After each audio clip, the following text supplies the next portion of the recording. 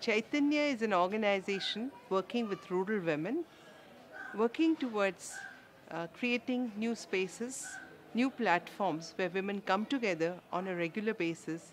And this platform is mainly through the self help groups and their federations. We are very happy to share that Chaitanya, over the last 2 decades, has been able to create a platform for nearly 1 lakh women covering 18 districts in Maharashtra state. And we're very happy to say that women, once they get the opportunity to express themselves, have shown that they have the potential. Along with the self help group, strengthening their livelihoods, their health, dealing with their own issues through counseling centers are different aspects which are being taken care of. नमस्कार, मी सीमा विनोद रिकेबे आदिशक्ती बचत गटामध्ये मी सभासद आहे. आणि सुरुवातीला जर तसं बघायचं म्हणलं ना, तर आम्ही ज्यावेळेस चांडोलीमध्ये आलो होतो ना, त्यावेळेस आमच्या इथं कुठलीच प्रॉपर्टी नव्हती. आणि तरी पण मला गटामध्ये आहे ना, कविता सावंत आहे आमच्या गटाच्या अध्यक्ष आहेत ना, त्यांनी घेतलं. त्यामुळे त्याबद्दल मी त्यांची आभारी आहे. आणि सगळ्यात महत्त्वाचा असतो तो विश्वास त्यांनी माझ्यावर दाखवला, त्याच्याबद्दल मी त्यांचे आभार मानते. आणि सुरुवातीला आमची परिस्थिती म्हणली ना, तर माझ्या मिस्टरांना 165 रुपये हजेरी होती, मजुरी 165 रुपये. त्याच्यात घरची परिस्थिती कशी काय म्हणजे तुम्हाला सगळ्यांना माहितीच आहे कसं माझी परिस्थिती असते ती. नंतर आदिशक्ती महिला बचत गटात मला घेतल्यानंतर माझी परिस्थिती चांगल्या प्रमाणे सुधारली. तर आत्ता माझ्याकडं माझ्या मिस्टरांचा स्वतःचा बांधकाम कन्स्ट्रक्शन बिझनेस आहे, तरी आमच्याकडे 2 लाखाचं मटेरियल आहे स्वतःचं आमचं. तरी मी माझ्या संसारामध्ये सुखी आहे. In order to strengthen this movement, Chaitanya also partners with similar like-minded organizations through different networks. Enable, Manthan Livelihood are some of these networks, and Affirm, through which Chaitanya also contributes to strengthening this movement of self-help groups. Another aspect of Chaitanya's work is developing a cadre of these people, either through the Jankars or through trained human resource.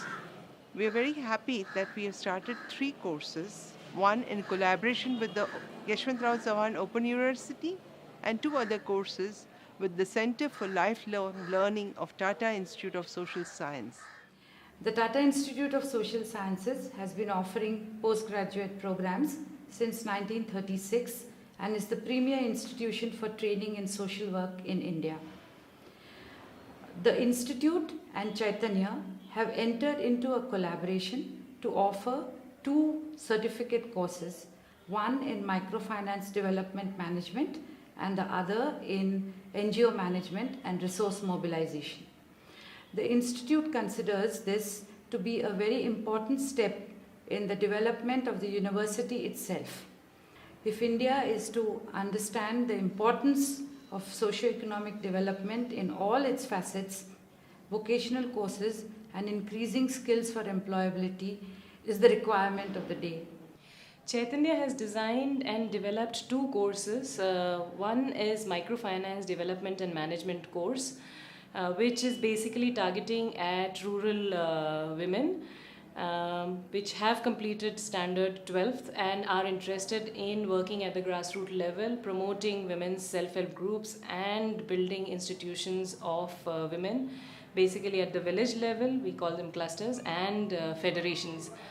The second course is NGO management and sustainability, focusing on rural women and men both, who are interested in becoming managers of the development process, because we have realized that there is a need for management skills at the grassroots level with the NGOs.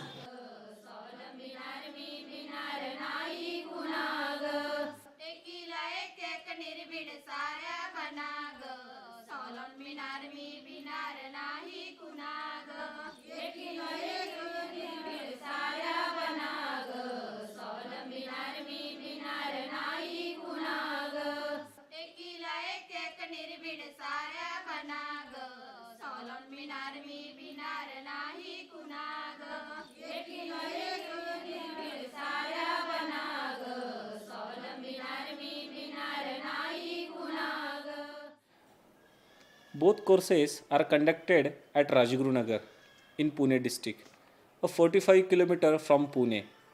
In Chaitanya has a well-equipped, sophisticated own training center called Women Training and Resource Center, a WTRC, well supported with the secured hostel facility for women and affordable mess facility.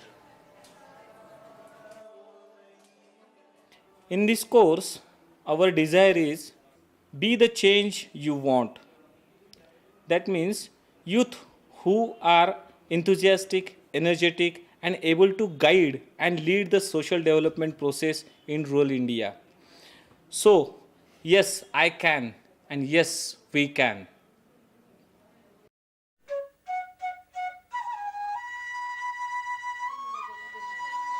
माझ्या घरामध्ये आम्ही चौघजण असतो, आई, भाऊ, बहीण आणि मी. माझे वडील expire होऊन 18 वर्ष झाले. तर आमचं शिक्षण, भावाचं 10वी शिक्षण झाले, बहिणीचं 11वी, माझं 12वी. तर हे शिक्षण आईने शेतात काम करून म्हणजे आमचं शिक्षण केलेलं आहे. म्हणजे आमच्या काम करण्याचं म्हणजे पूर्ण महिनाभर प्लॅनिंग असतं की आठवड्याभरमध्ये गट मीटिंग असते. तर गट मीटिंग 2-3 तास असते. म्हणजे प्रत्येक आणि जर पहिली 11 गट असेल तर पहिले त्यांच्या गट मीटिंग घेतल्या जातात. त्याच्यामध्ये आपल्या आर्थिक व्यवहार, त्यांना काही समस्या असेल तर त्यांना मार्गदर्शन करणे. नंतर ना त्यांच्या गट मीटिंग झाल्यावर एक दिवस विभाग मीटिंग असते. विभाग मीटिंगमध्ये सर्व गट त्याच्यामध्ये येतात. त्याच्यामध्ये मोठा आर्थिक व्यवहार केला जातो आणि जर त्यांचं काही कर्ज वगैरे लोन असेल तर त्याच्यामध्ये दिले जातात त्यांना आणि ठराव पण हे पास केले जातात. असं नियोजन असतं आमचं पूर्ण कामाचं स्वरूप.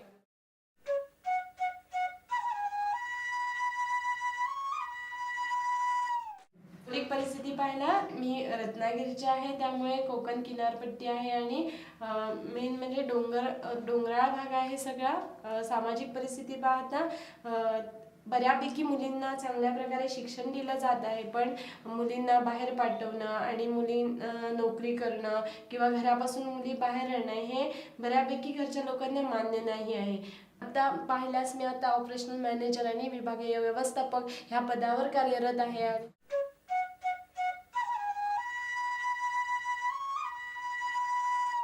ज्याच आता सांगितल्याप्रमाणे दीप्ती आरोग्य निधी जो कार्यक्रम आहे त्यामध्ये अगदी फील्डपासून ऑफिशियल लेवलमध्ये सगळं काम पाहते. म्हणजे त्यामध्ये महिलांना दीप्ती आरोग्याची माहिती पटवून देणे, त्यांना सहभागी करणे, डॉक्टरांची OPD सेवा त्यांना पुरवणे, डॉक्टरांचा प्लॅन करणे किंवा हेल्थ कॅम्प्स महिलांसाठी अरेंज करणे, ऑफिशियल काही डॉक्युमेंट्स असतात ते सेटल करणे, क्लेम डॉक्युमेंट्स म्हणजेच क्लेम मिटिंग असतं खेड्याने जिल्ह्याची ती पाहणे आणि महिलांपर्यंत चेक पोहोचवण्याचं काम पाहते.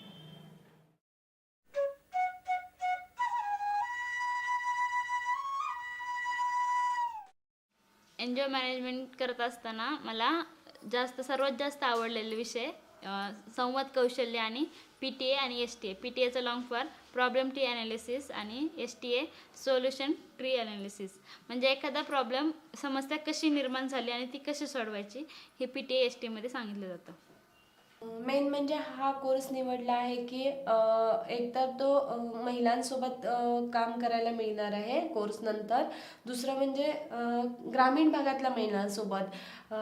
तिसरं हे आहे की ह्या कोर्समुळे वेगवेगळे शासकीय यंत्रणा, त्याच्यानंतर संस्था, त्याच्यानंतर मायक्रो फायनान्स कंपन्या ह्या ज्या आहेत ह्या सगळ्यांसोबत काम करायला मिळेल. पतसंस्था वगैरे, बँकाज.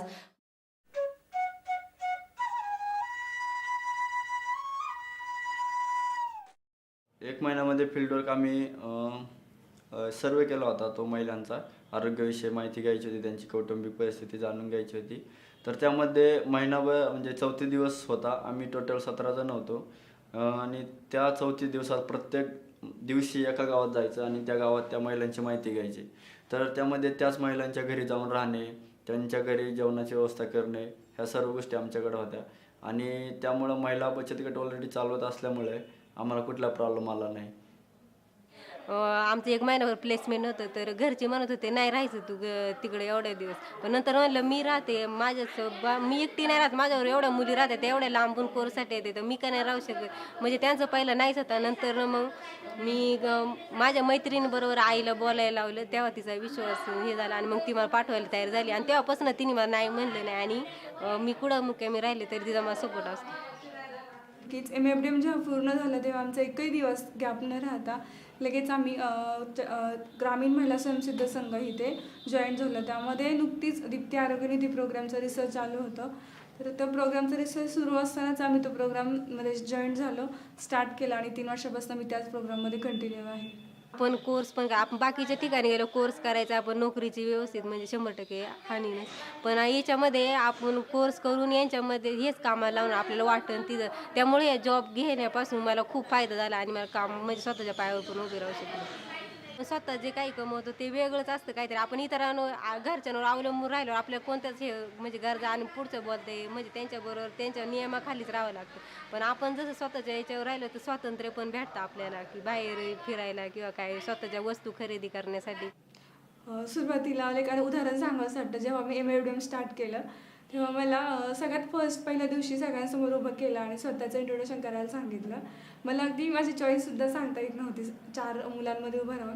पण आता मी 1000 लोकांमध्ये राहून स्वतःचं किंवा इतर प्रोग्रामचीही चांगल्या प्रकारे माहिती देऊ शकते, इतका आत्मविश्वास माझ्याकडे आलेला आहे. हा कोर्स सामाजिक क्षेत्रात आवड असणाऱ्या विद्यार्थ्यांनी तर नक्कीच करावा, कारण त्यांना आपण जे काम करतोय ते काम किती प्रमाणात बरोबर आहे, किती प्रमाणात चूक आहे, त्याचा समाजावर किती परिणाम होतोय, ह्या सर्व गोष्टी ह्या कोर्समधून आपल्याला समजतात.